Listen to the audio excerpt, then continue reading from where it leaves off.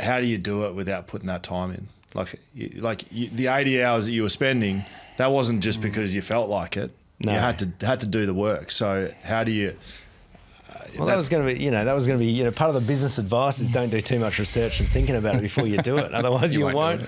Yeah. I mean, the short answer is you can't. But what you can do is you can bring those, those important support people along for the journey, a bit more, because it's really easy to get engrossed, right, in stuff, especially when you're passionate about it and there's like a big outcome at the end and there's deadlines and, that can become really insular, for you, but it doesn't need to be, because my wife, Hayley, she's excited about stuff we're doing just as much as I am. And that ability to, it's not so much like you don't do the 80 hours, but you do the 80 hours and you make sure at least 10 or 20 or whatever it needs to be is done, in a connected manner. So that everyone's coming along for the ride, yeah. Which I feel like, we were all a bit out of our depth with Shelter. That was a new thing and that was very, very...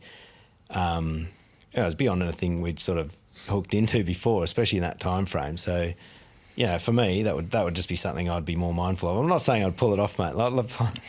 Plenty of great advice that's hard to take, but no, that's good. Yeah, I'd definitely be mindful of that going into. And look, we have with the chocolate factory with Otto's, we certainly approach that differently. And we just picked our, the concessions we're happy to make in relation to how much input we had and how many things we could do, in order to get it done in a manner that was a little more.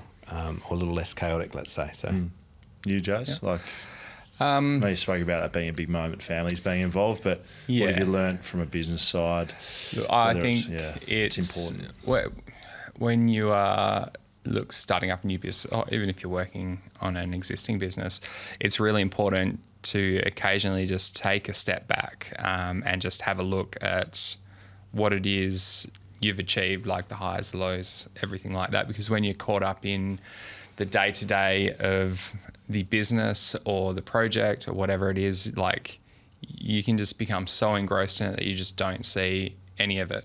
And look, I definitely will admit that I was very much like that in that first year. So, and you can have a tendency to spiral on the negatives and the things that didn't go wrong, like what you fucked up, what you could have done better.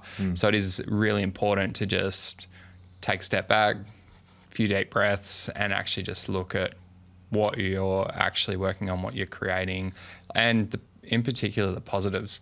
Because I guess as people, we all like to dwell on the negatives and talk about that. So actually, spending that time to just look around, see what you're achieving. It's so important.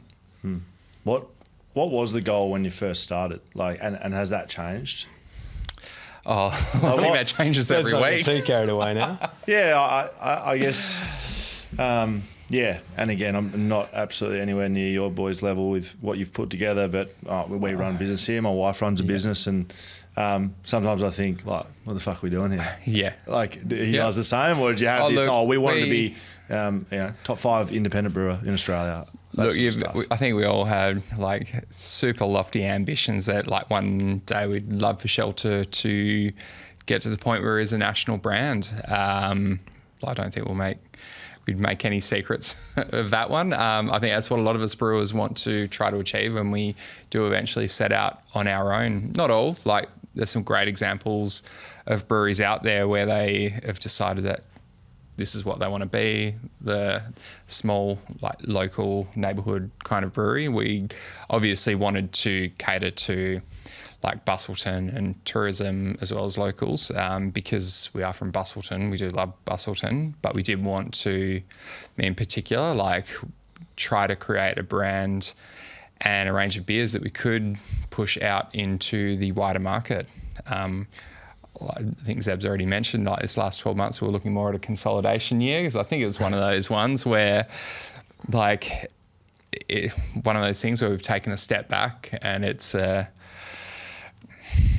is this still what we want to do? Do we want to be national? Do we want to invest so much of our personal time and effort into these kinds of larger projects? I want to say the answer's still yes. It's not no. It's just that get some personal time back. Yeah, you build a significant amount of perspective around what you've got to put in so you can get to achieve those results. And you can ask that question, and the answer's still yes. But like actually asking the question is something you probably don't do in the first couple of years. You just go on. Yeah, and we literally, we all got caught up in it, and we're all, we can do anything type of people. I think my brother less so. He's always been a good handbrake for me. He's one of the balancers. He is, yeah. Does he need a handbrake? You need that. That was just a little teaser of our full episode. They're out Wednesdays on YouTube, and you can listen to them wherever you get your podcast. Go on, get out of here.